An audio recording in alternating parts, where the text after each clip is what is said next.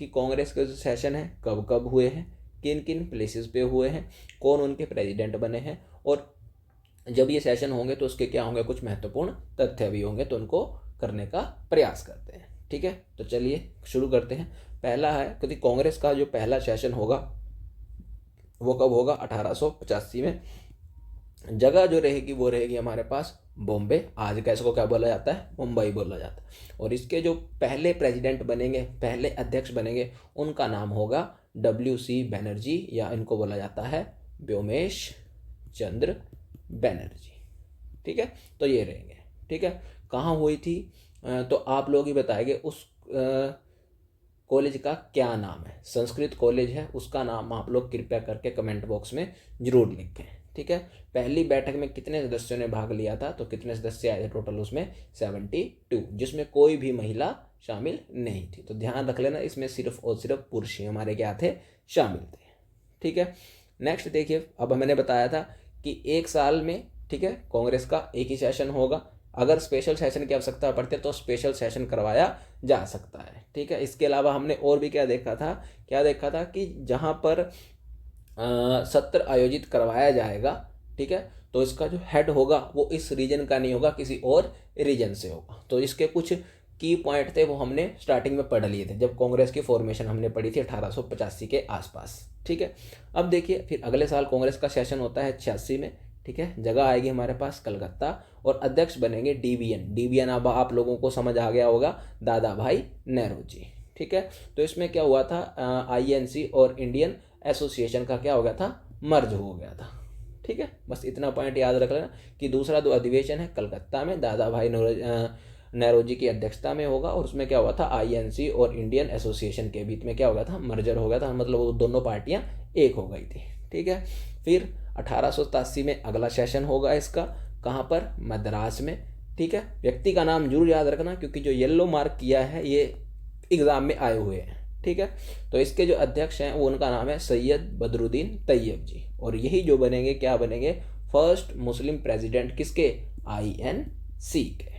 ठीक है, तो कांग्रेस के पहले मुस्लिम अध्यक्ष, तो उनका नाम रहेगा बदरुद्दीन तैयब जी। ठीक है, इसके अलावा और जानने की आपको आवश्यकता नहीं है। ठीक है, नेक्स्ट आएगा फिर अगला सेशन 88 में आएगा, कहाँ पर आएगा, इलाहाबाद में। ठीक है, इस बार जो अध्यक्षता करेंगे वो कौन करेंगे, जॉर्ज यूले करेंगे।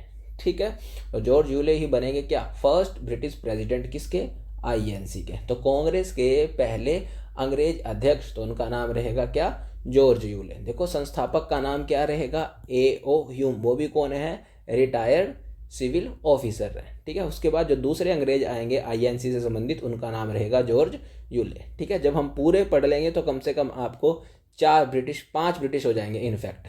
ठीक है, जिसमें से 4 रहेंगे हमारे मेल और 1 रहेगी हमारी फीमेल। ठीक है, तो ऐसे कुछ उंगलियों पे कुछ पॉइंट होंगे वो आप लोगों को याद हो जाएंगे। ठीक है, तो AO ह्यूम याद रख लेना, जॉर्ज यूले याद रखना। फिर उसके बाद एक व्यक्ति और निकल कर आएंगे, ठीक है, जो अगले सेशन की अध्यक्षता करेंगे 89 के, कहाँ होगी वो, बॉम्बे में, जिनका नाम क्या होगा, सर विलियम बेडरबर्न। ठीक है, तो ये कांग्रेस की अध्यक्षता कितनी बार करते हैं, 2 बार करते हैं। एक तो 89 में करेंगे जाके, और फिर कब करेंगे, ये 1910 में करेंगे। ठीक है, तो 2 टाइम्स लीड्स INC प्रेसिडेंसी को लीड करेंगे। क्लियर यहाँ तक। तो कौन कौन से याद रखने हैं, बदरुद्दीन तैयब जी, जॉर्ज यूले, सर विलियम बेडरबर्न और AO ह्यूम, इनको तो कम से कम याद रख लेना।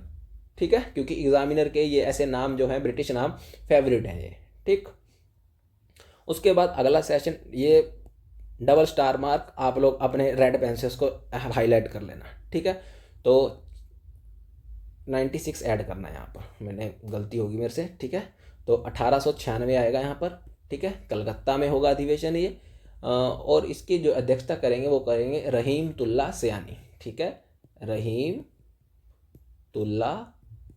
सयानी। ठीक है, इस सेशन की खास बात क्या रहेगी कि वंदे मातरम पहली बार कांग्रेस के इसी अधिवेशन में गाया गया। ठीक है, तो ये पॉइंट याद रखना है कि कांग्रेस के किस अधिवेशन में, पूछ लेगा कौन सा अधिवेशन था, कलकत्ता था, बॉम्बे था, मद्रास था, कौन सा था। ठीक है, तो जितनी भी मेजर चीज़ें होंगी, ठीक है, क्योंकि आप लोगों को सबको पता होना चाहिए कि नेशनलिज्म का, राष्ट्रवाद का जो हॉटबेड बना हुआ था वो कौन था? कलकत्ता। तो ऐसे में जो मैक्सिमम चीज़ें निकलेंगी वो भी कहाँ से निकलेंगी? कलकत्ता से। तो ये वाला कंसेप्ट यूज़ करना, तो मैक्सिमम चीज़ें आप लोग एग्ज़ाम में आया तो इजीली कर पाओगे। ठीक है, तो वंदे मातरम कांग्रेस के किस सेशन में गाया गया? ठीक है, 1896 के सेशन में। कहाँ हुआ था? कलकत्ता में। ठीक है, फिर उसके बाद होगा 1905 का, कहाँ पर? बॉम्बे में। इस बार जो इसकी अध्यक्षता करेंगे उनका नाम रहेगा सर हेनरी कॉटन। ठीक है, और ये कौन बनेंगे? थर्ड ब्रिटिश बनेंगे जो कांग्रेस की प्रेसिडेंसी को संभालेंगे।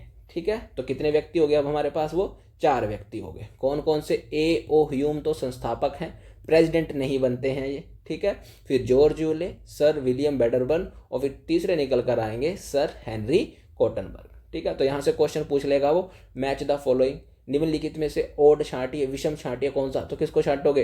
ए ओ ह्यूम को छांटोगे, क्योंकि ये जो है वो कांग्रेस के फाउंडर हैं, ना कि क्या है, ना कि उसके प्रेसिडेंट हैं। ठीक है, तो ऐसे याद रख लेना। ठीक, फिर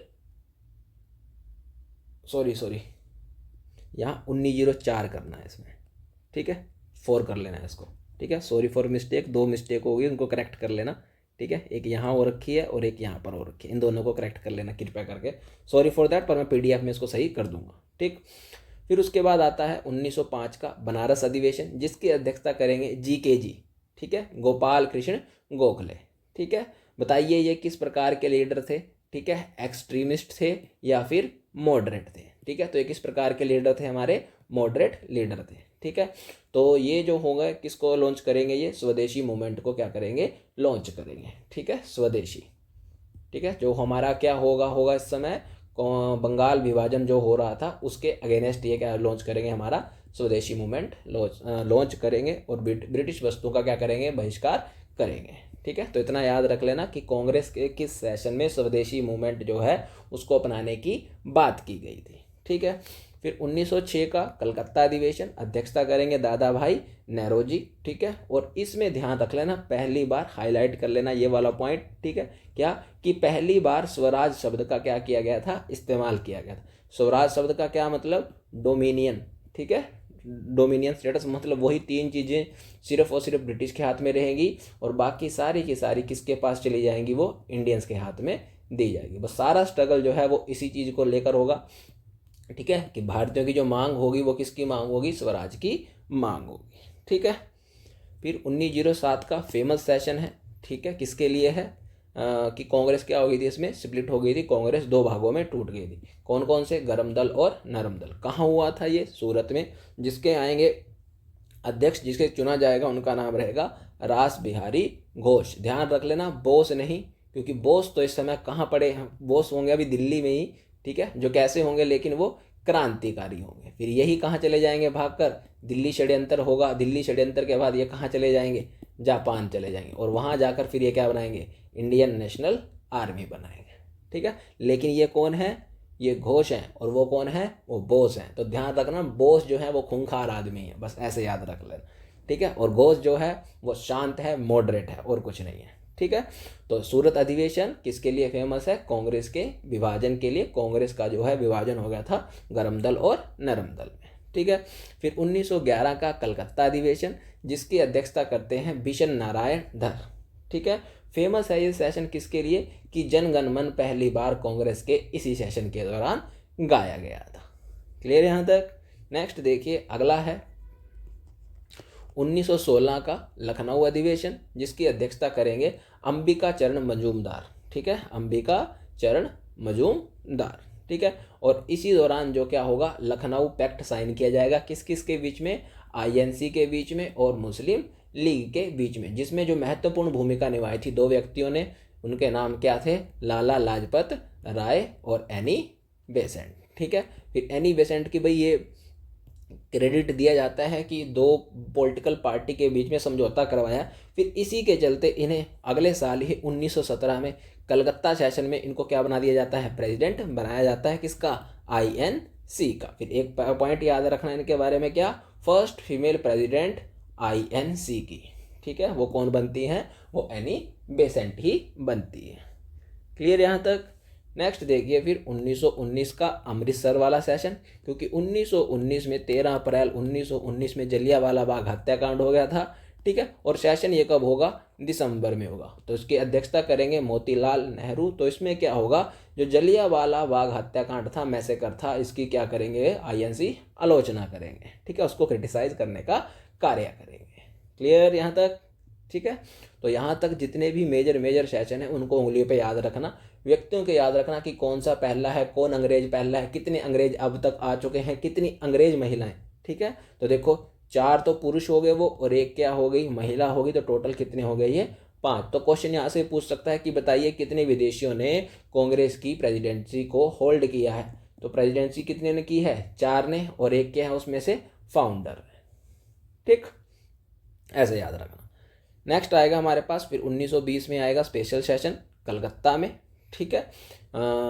किसकी अध्यक्षता करेगा, कौन, लाला लाजपत राय, ठीक है। तो इसमें क्या किया जाएगा, नॉन कोऑपरेशन, ध्यान रखना, बस वही चल रहा होगा पीछे बैकग्राउंड में, क्या चलेगा, खिलाफत आंदोलन। अब खिलाफत आंदोलन जैसे ही आए, गांधी जी को खिलाफत कमेटी द्वारा अध्यक्ष चुन लिया जाएगा। तो अब गांधी जी क्या लॉन्च करेंगे, अपना नॉन कोऑपरेशन मूवमेंट लॉन्च करेंगे। तो उसको बुलाने के लिए ही स्पेशल सेशन आता है, किसका, कांग्रेस का, ठीक है।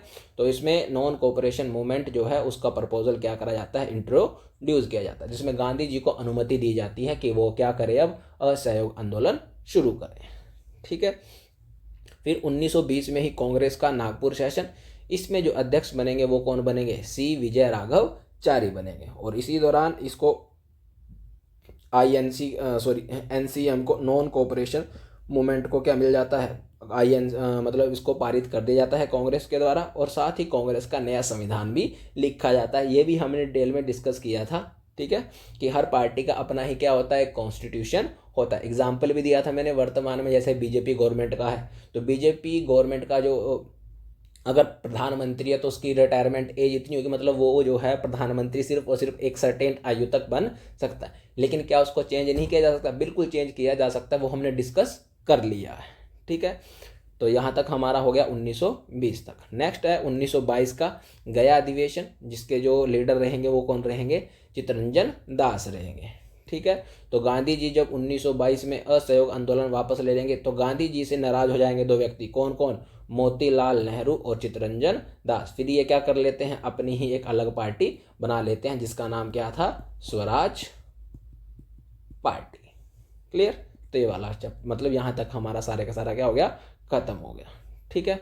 फिर नेक्स्ट आएगा 1924 का बेलगाम अधिवेशन, जिसकी अध्यक्षता कौन करेंगे, महात्मा गांधी करेंगे, ठीक है। तो गांधी जी को गिरफ्तार कर लिया जाता है 1922 में, फिर रिहा कर जाएगा कब, 1924 में। फिर जैसे गांधी जी बाहर आएंगे जेल से, और उसी बाहर आकर क्या करेंगे, कांग्रेस के अधिवेशन की क्या करेंगे, अध्यक्षता करेंगे। तो ठीक है, तो एकमात्र सेशन है जिसकी अध्यक्षता गांधी जी ने की है, और वो कौन सा है, बेलगाम अधिवेशन है, ठीक है। कब हुआ था, 1924 में। कमेंट बॉक्स में लिख के बताना, मेरे को सर्च करके बताना, आप लोगों के लिए होमवर्क है ये, कि बेलगाम किस राज्य में है, ठीक।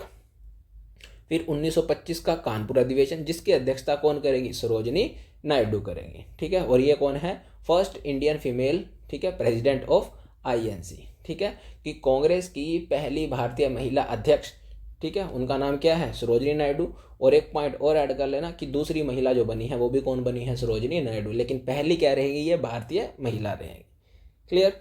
फिर 1927 का मद्रास अधिवेशन, ठीक है, MA अंसारी के द्वारा, ठीक है। और इसमें क्या किया जाएगा, साइमन कमीशन को क्या करा जाएगा, अपोज किया जाएगा, मतलब उसका विरोध किया जाएगा, ठीक है। ये पॉइंट भी हमने डिस्कस कर लिया था जब साइमन कमीशन आया है, क्यों आया, इसको मैं हमको PYQ में भी इसको हमने डिस्कस कर लिया था, ठीक है, कि साइमन कमीशन क्या था, क्यों इसको लाया गया था, क्यों ये वक्त से पहले भी आया था, वो भी हमने कवर कर लिया है, ठीक। नेक्स्ट आएगा फिर हमारे पास 1929 का डबल स्टार मार्क। अब तो ये याद हो गया होगा कि जब भी 1929 आएगा, जवाहरलाल नेहरू आएंगे, लाहौर आएगी, रावी नदी आएगी, ठीक है, और क्या होगा उसमें, कंप्लीट इंडिपेंडेंस की मांग की जाएगी, ठीक है। और 26 जनवरी का दिन 1930 को, ठीक है, प्रथम स्वतंत्रता संग्राम के रूप में मनाने का क्या करा गया था, घोषणा या फिर डिक्लेरेशन की गई थी। क्लियर यहाँ तक।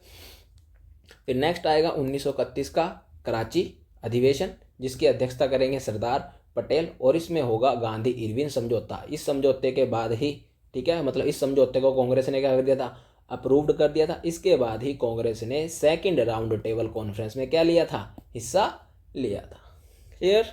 तो इस चीज़ें हमने पढ़ रखी हैं। बस ये वाला जो टॉपिक है, जो आईएनसी के महत्वपूर्ण जो सेशन है, ये सिर्फ एक रिवीजन की तरह देखना है इसको। ठीक है। असली चीज़ें जो हैं हम ऑलरेडी डिस्कस कर चुके हैं। ये तो बस उसका क्या है, एक एसेंस है कि हमने जो जो पढ़ा है उसमें से और कैसे कैसे क्वेश्चन वो पूछ सकता है। ठीक। नेक्स्ट देखिए, थर्ड है 1933। ठीक है, कलकत्ता में। तो इसमें जो अध्यक्षता करेंगे इस बार एक और महिला आएगी जिनका नाम क्या है, नलिनी सेन गुप्ता। और ये क्या रहेंगी, थर्ड फीमेल और सेकंड इंडियन फीमेल रहेंगी। ठीक है। तो कितनी महिलाओं ने जो है आईएनसी की अध्यक्षता की है, 3 महिलाओं। इसमें से एक ब्रिटिश है और 2 क्या है, भारतीय। कितने ब्रिटिश ने किया है तो वो भी हमने डिस्कस कर लिया। तो यहाँ से ये क्वेश्चन पूछ सकता है कि कितनी महिलाएं थे, कितने पुरुष थे, ब्रिटिश पुरुष थे, कितने नहीं है। ठीक है। तो यहाँ से ऐसे क्वेश्चन। उसके बाद देखिए अगला आएगा 1937 का फैजपुर अधिवेशन, जवाहरलाल नेहरू। तो एकमात्र अधिवेशन है जिसको कहाँ ऑर्गेनाइज किया जाएगा, गांव में ऑर्गेनाइज किया जाएगा। कब, 1937 में। ठीक है।